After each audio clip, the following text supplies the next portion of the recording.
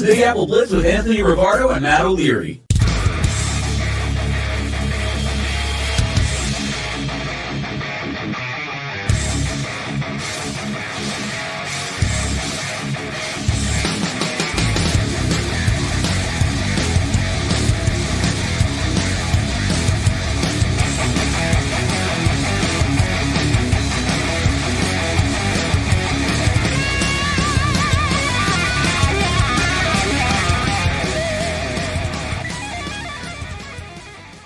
Hello and welcome into another episode of Big Apple Blitz. What's going on? Matt O'Leary alongside Anthony Rivardo. Anthony, how's it going, my friend? It's going. You know, yesterday was a little bit tough waking up in the new year, absolutely hungover, celebrated 2024 coming to a close in illustrious fashion. But here we are in 2025, hoping for greater things for both the New York Giants and the New York Jets going forward. Absolutely. And there is good news. Only one more game remains for the New York Jets and New York Giants in this horrible 2024 season. And we'll start with the Giants in this episode. They are playing the Philadelphia Eagles, and not that we're necessarily going to go through and be like, all right, here's the keys to victory, or they got to do this or that. But big storyline from this game, because we found out that the Eagles will be resting starters in this game. So obvious draft implications on the line here. Your reaction, what you think, and what do we look for? I'm a little bit surprised that the Eagles are doing this. I thought that they would have really wanted to have Saquon Barkley break that rushing record against his old team. I think that would have made a lot of sense. Would have been a cool story for the NFL, for the Eagles, and for Barkley. And it also would have been a great story for Giants fans to get angry once again about the fact that he's no longer on the team. So I'm surprised that they're resting those starters. I also think, just opening up a larger can of worms here, I'm not a big fan of resting starters going into the playoffs. I actually think it does more bad than good. I think it's good to have your players playing week to week and continuing to stay in shape and in game mode rather than sitting them for an entire week and kind of breaking up their momentum. That's just my take on that. But with the Giants facing the Eagles backups, coming off of their best performance that they've had in maybe the last 3 years against the Colts last week, we are now looking at the Giants potentially falling from number 1 to 4, from 4 all the way down to 9 in the draft order if they end up winning this game. So it's going to be a crucial one for the future of the Giants. And man, I hate the Philadelphia Eagles, but this might be the only time that I ever hope that the New York Giants lose to Philadelphia. Yeah, I think that you have to go in with that mindset. And, you know, we know the Giants had the surprise win over the Colts this past week, but in this spot, if you're the New York Giants, there is nothing good that could happen from beating a resting Philadelphia Eagles team. And unfortunately, as a Jets fan, I know all about meaningless wins at the end of the year. It doesn't impact the culture. We could talk about, losing's bad and this and that, but like those wins never carry over year to year. And specifically for this Giants team going, on the road, right? They're not at home, or are they at home? This one's on the road in Philadelphia. Okay, on the road. So going on the road and winning against the Eagles backups and Tanner McGee is not going to do anything for you. It does absolutely nothing. Just like that win over the Colts did absolutely nothing. I hate these arguments that get made about the culture and how these are culture wins and that they carry into next season. Nothing carries into next season. Every season is a new season. Like, we've seen teams go from top 3 picks to Super Bowl contenders overnight because those things really don't carry over. So I just can't stand that argument. I can't stand the idea of playing for culture, especially when you have a potential head coach getting fired. So that's going to reset your culture anyway. So it doesn't even matter. It's not like they're playing for a guy that they believe in long term. We don't even know if Brian Dable is going to be here. So again, this is like I said last week about the Giants-Colts game. It's a must-lose game. And honestly, if the Giants were wise, they would probably pull Drew Lock from the starting lineup and put Tommy DeVito back in, give them a better chance of losing. Argue it and say, hey, we're just hoping to see the young guy kind of prove himself, see what we have in him to evaluate in the offseason. Drew Lock played out of his mind this past Sunday. We can't afford to let that happen again. So I hope that the Giants wise up, that they end up losing this game. But I just have no faith and confidence that they're going to do the right thing and lose a game that they clearly need to. Yeah. And like, I would be worried if I'm a Giants fan going into this game, especially because mere days ago, it felt like we were saying this Giants team, man, like they're going to go out on this losing streak. They've looked so bad, but it is the NFL. They did have that surprising, crazy win over Indianapolis. And like, I worry, like, is this team now a little confident? Like, okay, we can do this. See, we can go out and score points. And Drew Lock at times can, deliver the football and make plays and, run around. And against an Eagles team that doesn't really care or isn't trying, it'd almost be nice from the Eagles' perspective if they lose this game, it doesn't impact where they are in the playoffs, kind of screw your division rival out of a better pick too. So I think they have a lot going against them, unfortunately, this week. They sure do. And I think, it's just kind of frustrating from a Giants fan's perspective. This team feels like it can just never learn the right lessons from anything. Like last year, they were in this exact situation. They could have been picking in the top 3. They ended up picking 6. They no longer have the opportunity to draft a franchise quarterback. Yes, they got Malik Nabers, and he's a superstar, and he's going to be a star for a very long time. And we're very happy to have him. But we would feel a lot more confident about the direction of this New York Giants team if they ended up picking number 3 overall and selecting Drake May. And they could have. All they had to do was just lose to the New England Patriots. Now, I do think that the Giants tried in many ways to tank last year, at least quietly. The fact that they started the undrafted third-string rookie quarterback Tommy DeVito over a healthy Tyrod Taylor down the stretch, that to me felt like the Giants trying their best to give themselves a chance of losing every game. And I think you're seeing something similar around the league right now with the Cleveland Browns. The Browns could be far more competitive in these games if they had Jameis Winston out there. But they make the fake argument of, oh, well, we want to see what we have in our young guy in DTR. DTR is terrible. They know that they're not going to win games with him under center. Therefore, they're losing and getting a higher draft pick so that they can take their next quarterback. That's what I think the Cleveland Browns are doing. That's what I think the Giants tried to do last year, but somehow screwed it up. And that's what I think they should be doing right now. But instead, they are going with the best players that give them the best chance to win, Drew Lock being that quarterback. And unfortunately, that's going to make it much more difficult for Malik Nabers to get his next quarterback. It was great seeing Malik go off. He had a hell of a game against the Colts, 171 yards, a pair of touchdowns, best performance of his young career so far. But it was a performance that's going to prevent him from thriving throughout the rest of his career because he's not going to be able to get a franchise quarterback now.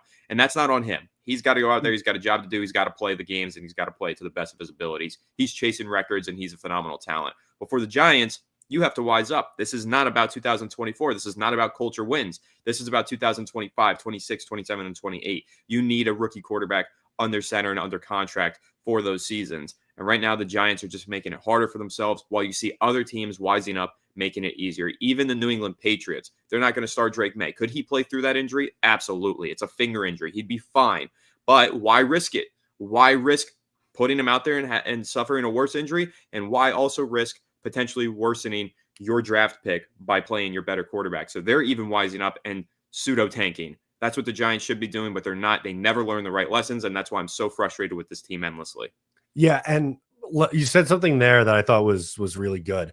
Like Malik Nabers, he's going to go out there and try and produce. And I don't think, and I'm not saying you were doing this, but I don't think you can blame players for going out there and playing their best. Like they need to put the positive film out there, whether it's for the Giants next year and trying to get a bigger role, or if they're a free agent or something else. Like you can obviously understand where the players are coming from, like that they're going to come out and try and win. We're just talking overall from a long-term perspective, like what is best for the organization. And I don't think anyone is going to be coming away from a Giants win in week 18 against the Eagles that drops them down to like 9th in the NFL draft or something like that, saying, okay, they had a good final 2 weeks of the year. Everything's okay now. Yeah. And, we've seen that before with the Giants where they've put a lot of stock into those final weeks of the year. I remember it was the 2018 NFL draft, actually. It was 2017. Eli Manning had a good performance, ironically, against the Eagles down the stretch of that season. The Giants finished with 3 wins that season. They looked terrible, but Eli had a game where he had 350 somewhat yards and a few touchdowns, no turnovers. New general manager Dave Gettleman steps in and says, I saw some good things when watching the film down the stretch. So it ties into what you were saying about these guys putting things on film. Eli Manning, in that one good performance that he had against the Eagles, it convinced Dave Gettleman to go ahead and get him a superstar running back in the first round of the 2018 NFL draft, rather than drafting a Darnold or a Josh Allen, or even missing on a Josh Rosen inevitably, or even a Lamar Jackson was in that draft class. Instead of taking one of those quarterbacks, they ended up taking the playmaker and Saquon Barkley, because they felt that what Eli Manning put on the game film in that one game was enough to convince them that he should still be the starting quarterback moving forward. Fast forward to the following year, they now realize, okay, they made a mistake. Eli Manning is not where he used to be. Now we have to draft a quarterback. They forced it with Daniel Jones, and here we are 6 years later, still in misery. So for the Giants, you make a great point. These players are putting things on the film down the stretch, but it doesn't change anything for the future direction of this team. And this team needs to stop acting like it does. They need to actually focus on the future rather than focusing on the present, and realize where they are as a franchise and where they need to be. Getting these wins, these culture wins, whatever, I get it. The players have to put their good play on film. But you know what? There are definitely ways that the coaching staff can manipulate these games and ensure that they are in position to get that top pick, like we are seeing with the Browns and the Patriots and many other teams across the NFL. I like this comment from First State Jets, who said, if you haven't done it by week 18, we have seen enough. Week 18 only matters in evaluating guys who don't see the field regularly. I agree. Like, wouldn't this be the time where you'd want to see maybe some of those undrafted guys almost treat it as a preseason game in a way? Because it doesn't impact you, if you're trying to go out there and win in a positive way, instead of using it as an evaluation kind of game. I think, I can speak for Giants fans in saying that's exactly what they'd like to see.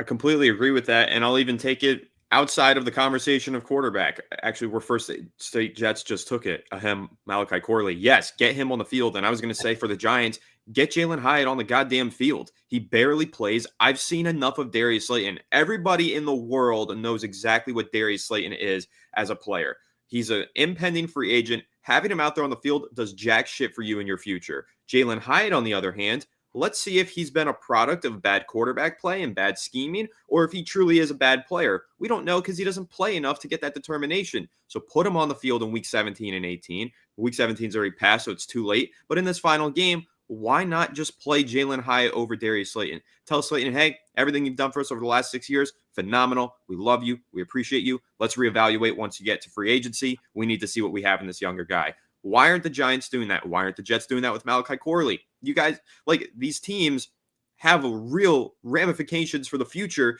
to play out in these games. And instead, they're just going to keep going about it business as usual, and it just doesn't make sense. It's why these franchises can't get ahead. It's why they continue to lose year in and year out, and why they've been stuck in endless rebuilding cycles for a decade. This is the cause of it. This is how it happens. And the New York Giants, I just wish to God they would figure it out, wise up. I don't care about fan pressure. I don't care about ownership pressure. The one example that we had of clear and obvious tanking in the NFL came from the Philadelphia Eagles years ago when they sat their starting quarterback. They put Nathan Peterman in. Doug Peterson ended up getting fired for it, but Howie Roseman kept his job, and the Eagles are now juggernauts looking to go back to another Super Bowl. The obvious example of tanking resulted in Philadelphia continuing to sustain their success going forward. I don't understand how the Giants can look at that within their division, see that team is an absolute juggernaut Super Bowl contender, and decide to not do anything similar. It's really just malpractice at this point for ownership to continue to get in the way of this, or if it is just the GM's decision, whatever it is, it's just a complete mess. And eventually you have to realize the only way to rebuild is to blow it all up and start over. Now, I like that you brought up the two names, Malachi Corley and Jalen Hyatt, both having, in a way, similar years. Jalen Hyatt has 8 catches for 62 yards on the year, and Corley has 3 catches for 16 yards on the season. And for the Giants side of things, like you mentioned, Darius Slayton, he's not going to be on the team next year. So for him, couldn't you spin it as like, you're not going to be here next year. We need to see what we have in Jalen Hyatt, and we don't want to get you hurt in this last game because God forbid one of these guys suffers an injury. That's going to impact them signing to a contract in just a couple months in March. So why risk it? And like Wild Wave is saying, according to Downing, Lazard greater than Corley. Lazard's not going to be on the Jets next year either. So who the hell cares about, Alan Lazard? It doesn't make sense to get, not get these guys some reps here in a pretty much meaningless game. Exactly. And like you said, treat it like a preseason game. Get these guys some reps. There are so many young players on both the Giants and the Jets that we haven't seen enough of, that we have questions every single week. Why aren't they on the field at this point in the season? It's a lost season. Neither of our teams even have a chance of sniffing the postseason. So get these young guys in there so we can plan for the future. I think it's very important because, listen, especially for the Jets, I think we can make this point really hard for the New York Jets. They don't even have a general manager. Whoever is stepping in needs as much film on every single player on the roster as possible, including the guys all the way at the bottom of the barrel. If they don't see the field at all in this week, how is that GM properly going to evaluate them when they step in and decide what they want to do with this roster? You're going to cost some of these players major opportunities, and you're also going to cost a lot of time and energy for the GM as they try to evaluate this roster. Now they have a lot more groundwork to do to try and figure out who they have on the roster and what kind of talent each player possesses. So it just doesn't make sense. If you really are trying to think forward and be a winning franchise, you have to look at the state of this team. You have to look at the state of the future of this team, and you have to make the right decisions. The Giants and the Jets both continue to fail to make those right decisions, and that's why we are stuck in this losing cycle. Absolutely. I wanted to go to something else that you brought up on Twitter. You tweeted it out. And I think it fits for both the Giants and the Jets. So I think it's worthwhile to bring up on the show. But the idea of the Vikings trading JJ McCarthy, and if he's made available this offseason because of the emergence of Sam Darnold, it would be really surprising if the Vikings kind of just let Darnold out of that building after the season that he's had. And maybe they still want to hold on to JJ for insurance. But if they do want to trade him, would you be interested from the Giants side of things? Absolutely. I mean, listen, I was much higher on JJ McCarthy than most Giants fans last year. I thought he was more than worthwhile as a top 10 selection. I thought the Vikings getting him at 10 was good value. It took me a while to come around on JJ McCarthy when I was originally just, kind of looking at box score stats and statistics and watching highlights or whatever. I was like, okay, I'm not sure that I see the hype. But when I really dove in, watched the all 22 and took a look at, I probably watched almost every single snap that he took last season at Michigan. I came away thoroughly impressed. The kid has a cannon of an arm. He's a real processor of the field. He's insanely accurate over the middle of the field, and he knows how to run a pro-style offense, and he's a great leader as well. I really fell in love with JJ McCarthy during the last pre-draft process. I argued that the Giants picking at 6, they should go ahead and take him. Now, obviously, we didn't get to see him during this rookie season because he tore his knee, but that's actually probably going to help the New York Giants if they do want to trade for McCarthy, because like I say in this tweet, there's some people who responded to it and said, I think the Vikings would ask for a first-round pick. That's not possible for the Vikings. They're not going to get a first-round pick for JJ McCarthy after he lost his entire rookie season on that contract and tore his knee. The main value of trading for a quarterback or any player on the rookie deal is that you have 4 or 5 years with that rookie. You have a year lost due to that injury, and the injury also creates uncertainty for the future. I think he would be a Josh Rosen type trade, a second and a fifth, or, because he was a better player than Rosen, maybe a second and a third or a second and a fifth, but whatever. That's a low risk, high reward trade for both the Giants and the Jets to consider. If the Vikings make him available for trade, I don't really think they will. But of course, Adam Schefter reported yesterday, teams are going to call for JJ McCarthy. They do have interest, and they're going to see what the price tag is. If it is around a second round pick, that's so low risk and high reward, because when you trade for a quarterback for a second round pick on the rookie deal, at the best, you have a franchise quarterback. At the worst, you have a backup quarterback who doesn't prevent you from going into the following NFL draft and spending another first round pick on the quarterback position. So this is a deal that I would make in a heartbeat. I believe in JJ McCarthy. I think he can be and probably will be a franchise quarterback at some point in his NFL career. Maybe he has a Darnold level, renaissance later in his career, whatever. I don't know. It's hard to see the future with these things, but the traits and the tools are there for him to be a great quarterback in the NFL. If it's some sort of second round, low risk, high reward deal that one of these teams can make, they absolutely should make an attempt of trading for him. Yeah, and from the Jet side of things, I don't know if there's going to be a path for them to getting a quarterback. And this quarterback class, I think McCarthy would rank higher for me than either Cam Ward or Shedeur Sanders, who are really the only two guys who are being talked about going in the first round of this draft. So if the cost is something that you're projecting here, a second round pick plus, I'd be all over it. Even if it was some sort of pick swap, let's say the Jets end up with the 7th pick and the Vikings pick 27th or something like that. I'd be interested in doing that and moving down pretty significantly, obviously in the first round. I don't know off the top of my head what the draft points on that are and what the the pick essentially would be. But I think that would be an interesting outside of the box solution for either the Jets or the Giants here because of where they're likely to end up in the draft order now. Yeah, I mean, listen, if the Giants were still projected to pick number 1 overall, I probably wouldn't be making this argument for McCarthy. Even though I like McCarthy probably more than Cam Ward and Shedeur Sanders, I think he would be the number 1 overall pick in this draft. He's a great player, and he had a lot of success at Michigan, and those successful quarterbacks end up going high in the draft. So if he were to have stayed an additional year, and I know why he didn't, because he didn't want to be coached by anybody other than Jim Harbaugh, I understand. But if McCarthy had stayed another year, he'd probably be the number 1 pick in this class. He, I think, is a better player than Cam Ward and Shedeur Sanders. Now, you can make arguments, and there's different things that he does better and worse than those guys. But at the end of the day, if you can get a player of that caliber on a discount a year later, I mean, you have to try and make an attempt at that, especially if you have no answer at the quarterback position. And neither of these teams really do. Aaron Rodgers clearly and obviously is not the answer for the New York Jets. The Giants don't even have a quarterback under contract in 2025 right now. This is a way to get a low-risk, high-reward move for a quarterback. I mean, if you're talking about drafting one in the first round, that's high-risk, high-reward. Sure. Low-risk, high-reward would be trading for one, and I would absolutely love to see the Giants try and get this deal done. I'm a big McCarthy fan, so I know a lot of Giants fans won't like this. I got into wars last April about JJ McCarthy, but I put my heart on my sleeve for him. I really made it clear how I felt about him last draft class. I'm going to make it clear again this offseason if it becomes a realistic conversation, and I would be all over this JJ McCarthy deal. By the way, while you were talking there, I pulled up the draft value chart from Draft Tech. Now, this isn't a perfect one-for-one comparison, but just to give you an idea, the Jets pick 15th, which is 1,500 points, and roughly the 27th pick is 680. So if you do the math on it, it works out to roughly like a mid to late round pick.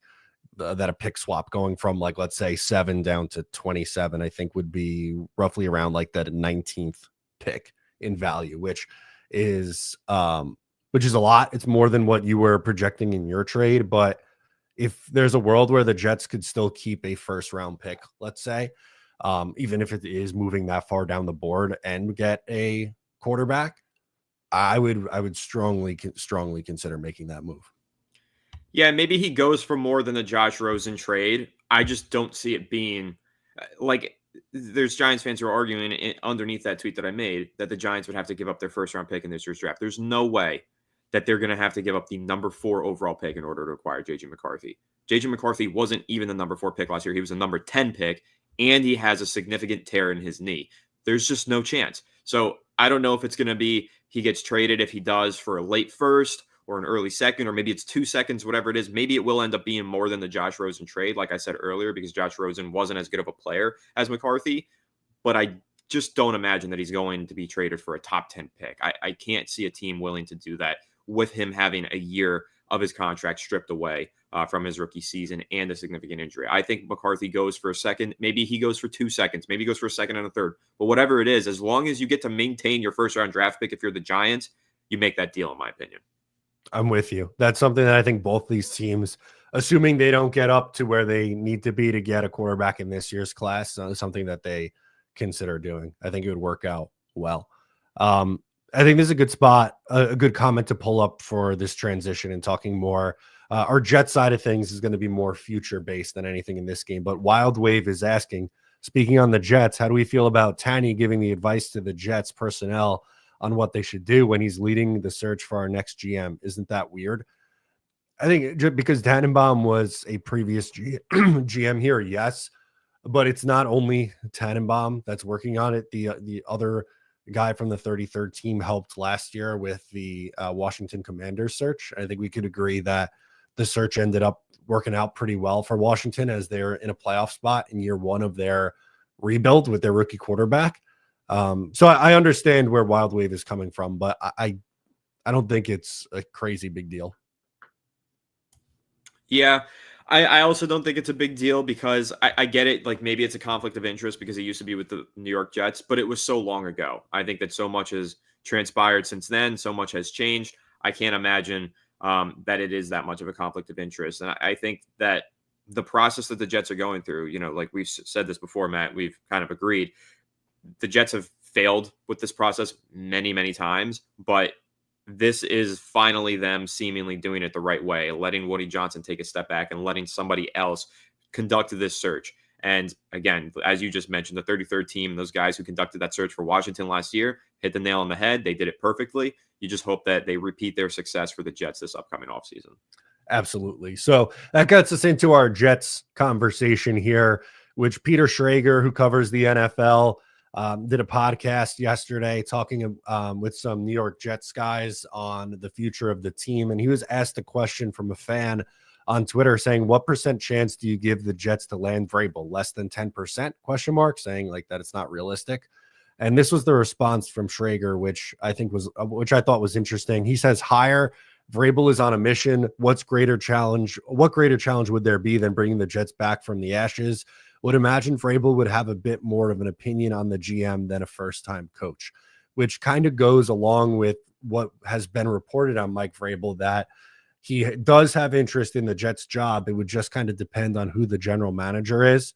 And I think that gives me some excitement, honestly, because I think he's the most proven head coach available right now on the market this year. My personal number one, who I would want most likely. It would just then obviously depend on who you're pairing him with.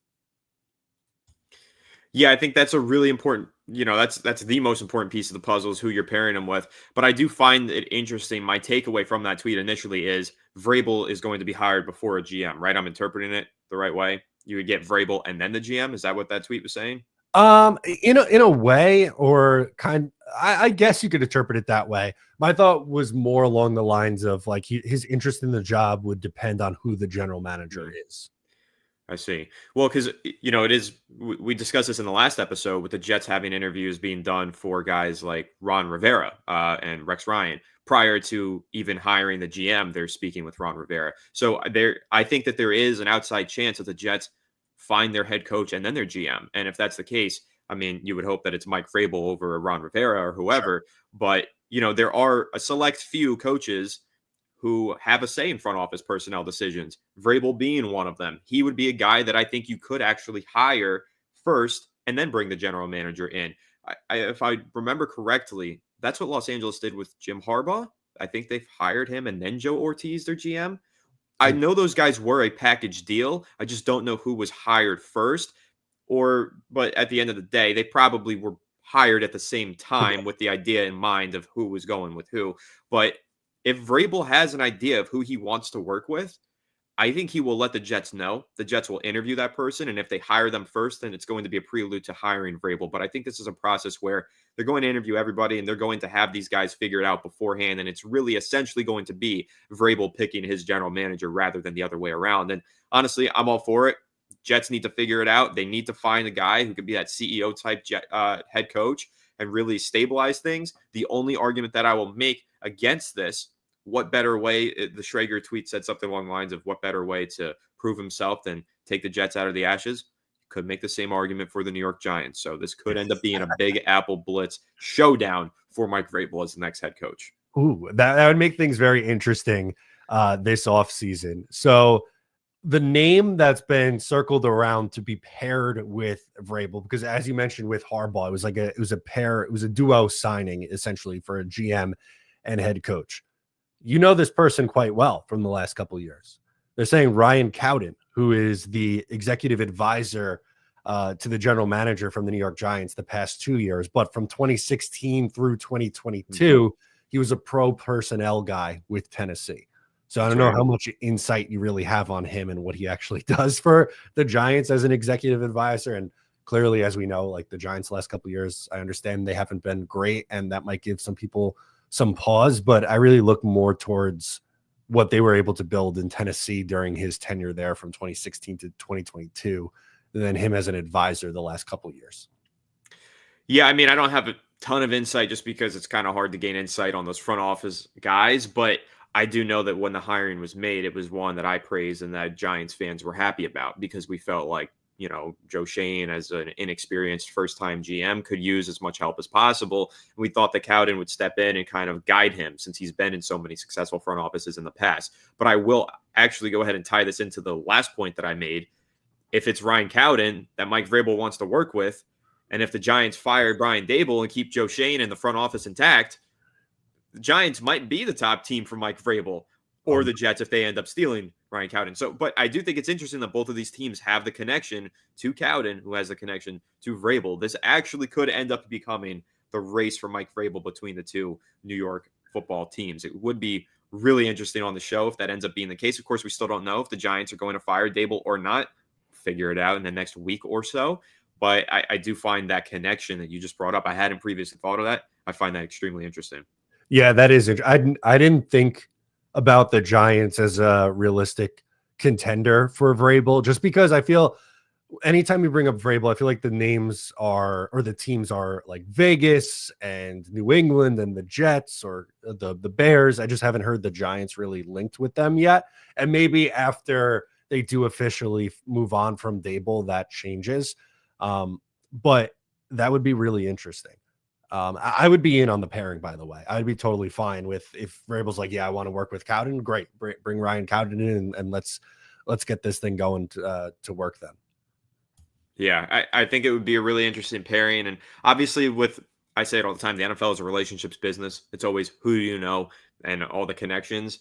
Vrabel clearly has connections to this Giants front office, but again, that's to Ryan Cowden specifically. So, and for what it's worth, I think Cowden is an interesting GM choice. It's kind of tough to evaluate and say who's a good GM choice and who's not, because we don't know what goes on in the front offices. But Cowden does seem like an interesting one to consider. He was a guy who, if I remember correctly, when the Giants hired him, probably could have made a run for some GM jobs, but instead wanted to take a more assistant position with the Giants. And that's why he ended up there as the special consultant or whatever the hell he is. But I would imagine a few years later and a failed regime later with the Giants, he would be in the running to go ahead and try and get some sort of a GM job elsewhere.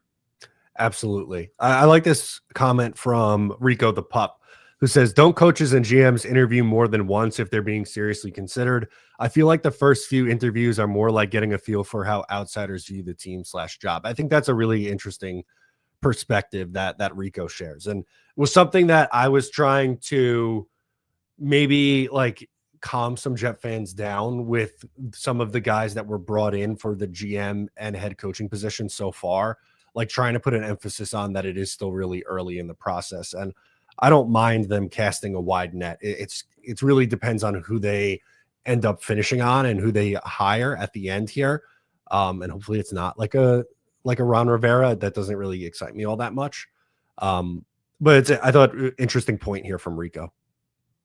It is an interesting point, and I think it's a great point to bring up. There's going to be several candidates interviewed, and there's going to be several interviews for those top candidates. I mean, it's usually, if I remember correctly, when the Giants went through the hiring process this last time around with Shane and Dable, they ended up having a very long list of guys that they interviewed, and then they had finalists in for a second round of interviews, and then they made their decision, which is how it usually goes. And so it is possible that the Jets could end up kind of doing these searches for the GM and the head coach simultaneously. Maybe they have an interview with Vrabel, they have an interview with a few of the GM candidates, and they have other HC candidates in there as well. And at the end of it, they realize, okay, this is the GM shortlist that we like. This is the head coach shortlist that we like. Let's go ahead and get Vrabel, but let's see who Vrabel wants as his GM. So we'll interview with him one more time, then pick the GM, then pick Vrabel. So that could be the way that the process unfolds, a simultaneous search for both the GM and head coach, which would be interesting. And again, would give Vrabel the opportunity to select which GM he wants to work with.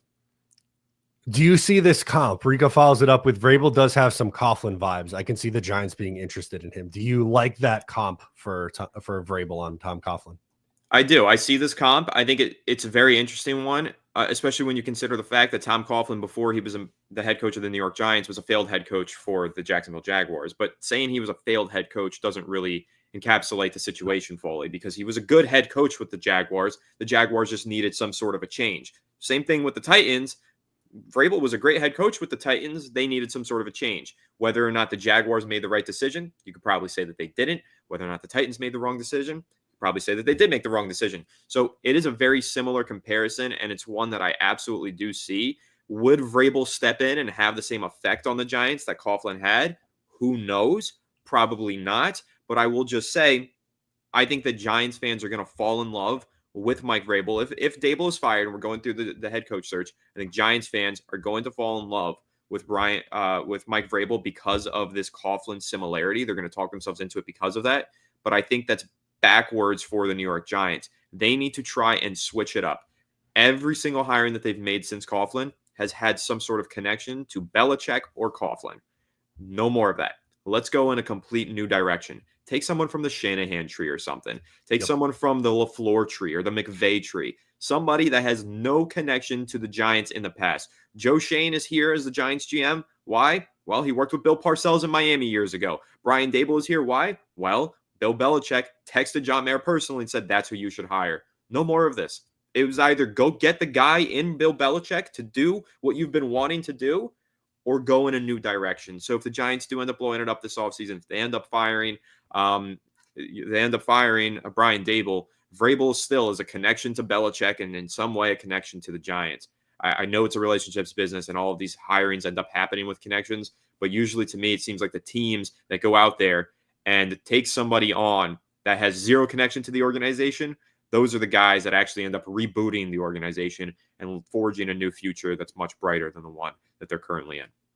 Yeah, looking it up with Coughlin's tenure in Jacksonville, I actually really do like that comparison. First year with an expansion team went 4-12 and then ripped off 9-7, 11-5, 11-5, 14-2 years before it kind of fell off there at the end, but clearly was able to establish a program there and did the same thing with the Giants. Now, I'm going to say Mike Vrabel's going to win 2 Super Bowls with either the Jets or the Giants, like what Coughlin did with the Giants. Probably unfair expectations, but do I think he could be an immediate upgrade to what both teams have and a stabilizing force, which, forgive me, someone had it in the chat, calling him a stabilizing force. I think that is more than an appropriate response to what Vrabel would be here. Yeah, that's a great description of him. He's a stabilizing presence. To V-Man who said it. Shout out to V-Man. That would be the best way to describe Vrabel. And that was the argument that I made for Belichick. If the Giants were to go down, because again, the way that I saw it for the Giants, they just kept trying to find their next Belichick for the last umpteenth years. If they would have just hired Belichick, they would have been better off because they would stop trying to find the next Belichick. But this is different. Vrabel is a different kind of coach, but he still is a stabilizing presence the same way that Belichick would have been. And that works for both the Jets and the Giants. They need stability. It's what Coughlin brought to the Giants. It's why the Giants were able to find a path towards the end of the tunnel. But it also had a lot to do with great quality general managing. The Giants had Ernie Accorsi at the time, and he rebuilt that roster overnight. He did a tremendous job bringing in new pieces, the Eli Manning trade and everything else. For the Jets and the Giants, if you're going for Vrabel or whoever it is, you need to know that you have the right GM in place to give Vrabel the pieces that he needs. And Vrabel is going to want say in those pieces that he needs, the same way Coughlin had say in who he needed. So it's kind of tough to project it as, you know, Vrabel and Coughlin. It's not a one-to-one comparison. It's a good comparison, but it's not one-to-one. And I think it'll be interesting to see at the end of the day how it shakes out and which team hires Vrabel and how much authority in the front office they end up giving him. Tim here towards the end is asking, should the Giants name Lions OC Ben Johnson head coach if Dable is fired? On the Giants side, do you look at Ben Johnson as a realistic contender for replacing Brian Dable? I think he would be if he's interested in this job. But with Ben Johnson and his track record and recency of turning down great head coaching opportunities because he doesn't want to leave unless it's the perfect opportunity, the New York Giants are not going to be the perfect opportunity. If the New York Giants had the number 1 overall pick, maybe they'd be considered the perfect opportunity, but they're not going to have the number 1 pick anymore.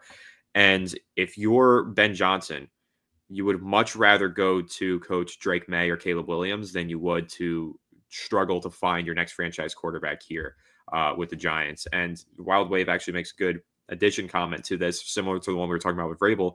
Ben Johnson wants his own GM. He's going to want to work with somebody that he knows. That's another high-profile candidate like Vrabel that you're going to have to interview before you hire a GM. And I don't know if that's where the Giants are in this process. And I definitely don't think that Ben Johnson's going to want to come here and work underneath Joe Shane, who's already been running the show for 3 years. Honestly, the closer we get to the end of the season, and the more that we talk about this, the more I feel like the New York Giants are just going to stick with their current regime and keep both Shane and Dable.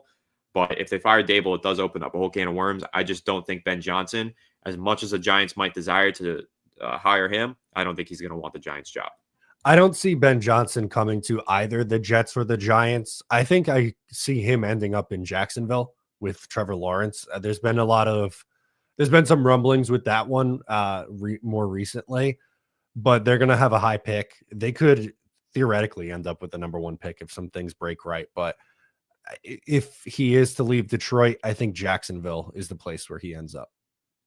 My projection for him is New England.